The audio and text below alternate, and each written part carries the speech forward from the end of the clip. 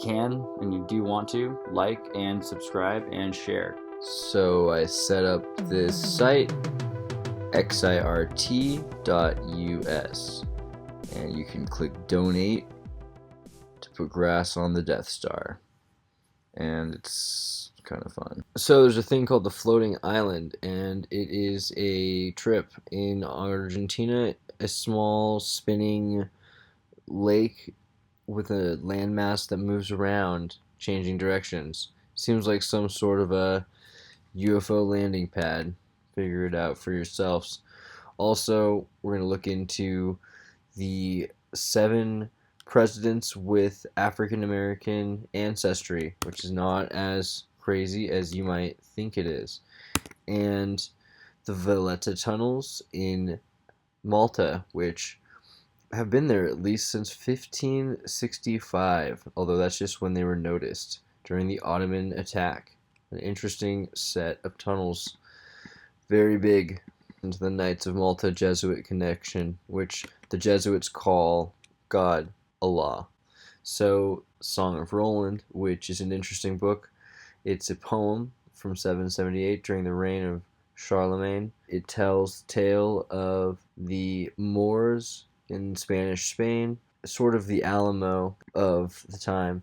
The lower class and the higher class, Catholic and Muslims, remain loyal to class above religion. Also, we'll talk about slavery in Mauritania and Moorish slavery and the differences between Moorish slavery originally and the human trafficking that exists today, and the comparison between Moorish slavery and corporate social responsibility of severance, temporary social security severance packages, and slavery. It's hard to compare slavery to being free. It's pretty easy to compare being free to being a slave. Also, more about free people of color during the 17th century, including Governor P.B.S. Pinchback of Louisiana, who was mulatto from African and Cherokee Welsh German ancestry. And Louisiana uses continental legal system unlike the rest of the United States. The governor is essentially the Napoleonic emperor of the state. Also, in the Nation of Islam, the Book of Yaqub, conspiracy theory from the Nation of Islam about a black scientist who lived 6,600 years ago and created the white race. I need to get a copy of Introduction to Moorish Treaties, 1662 to 1856. If anyone feels like I've provided you anything useful, I've put up a website, xirt.us.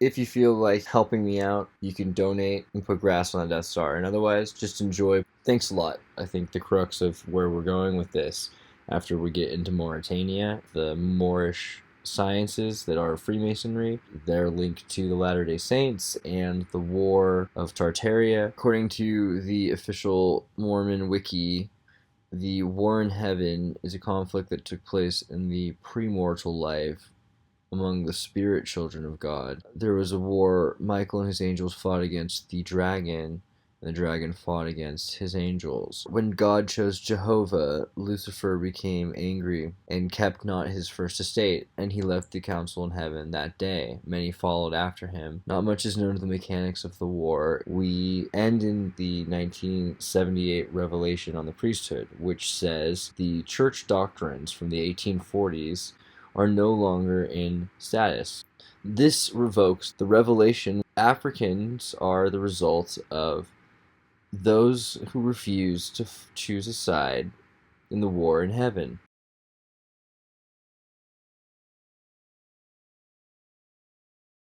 There's a lot of cities that are worth looking at. Sao Paulo is one of them. I found this video from 1947, which is a reel of footage from Sao Paulo.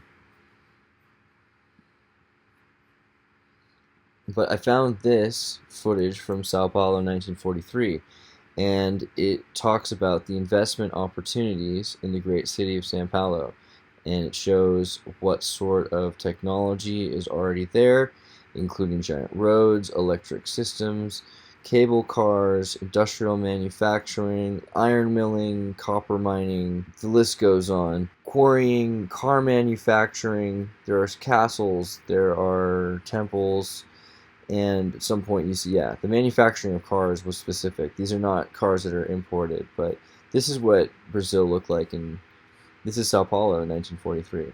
You can watch the Batista footage of Cuba and see what Cuba looked like when they took it, and it is one of them is a story about humans who are smaller than cats, and they decide to dream a world where they are larger than cats, and when they wake up, that's the world they're in, and that's the world we're in. The other story I really like is the one about the Arabian Nights, where the king trades his empire because the only place to keep it safe is in Dream. The other is Immortal, the 2004 film from France, based on the Nipikov trilogy of comic books. It's about Egyptian gods, and then he takes over the body of the man and gives the man his leg. So he cuts off the man's leg and gives him a metal leg. And Horus gives him the power to move the leg so long as he moves it as Horus commands. Otherwise, it works as a sort of anchor. And he uses him to breed. The other is The Princess and the Frog, which at the time I thought was a pretty interesting movie, but it got kind of blown over, about a British man who steals a Caribbean prince's throne. The last thing is I wanted to show you this song I found. It's just pretty random, but it's pretty interesting. Colobite. I hope this gets out there. Some people think we are narrow-minded just because we hold to the truth. Some people think we are narrow-minded because we hold to facts. And they think you are not broad-minded unless you go all the way over to them and their thinking. If you stand on your own feet, many people think you're narrow-minded.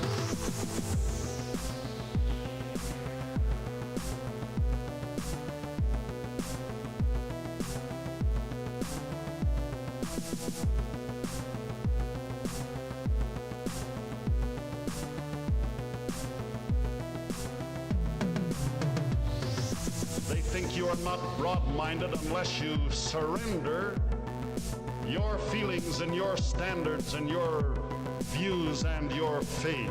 And in the name of being broad-minded, they ask you to surrender. That goes for many fields of life.